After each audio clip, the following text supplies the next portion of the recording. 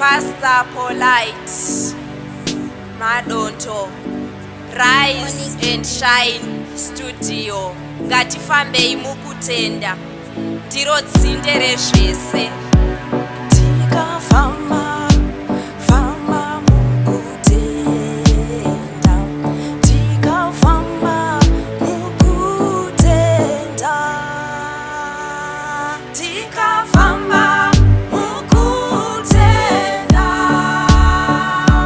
tichifamba naMwari Baba, tikafamba mukutenda, tinaye mukuru wehondo, tikafamba mukutenda, tinaye mukuru wehondo, tikafamba mukutenda, dzose dzinokundika, tikafamba mukutenda, hondo dzese dzinokundika, matare ese anoparadzwa,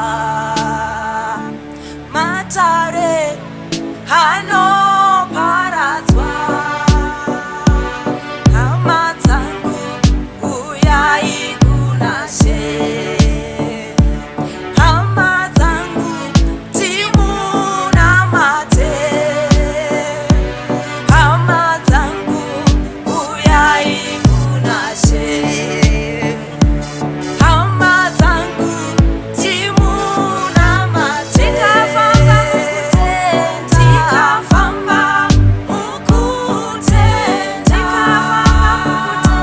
tichifamba naMwari Baba, tikafamba mukutenda, tinaye mukuru wehondo, tikafamba mukutenda, tinaye mukuru wehondo, tikafamba mukutenda, dzose dzinokundika, tikafamba mukutenda, hondo dzese dzinokundika, naMwari wedu asingapererwe, naMwari wedu asingakundike, naMwari wedu asingapererwe,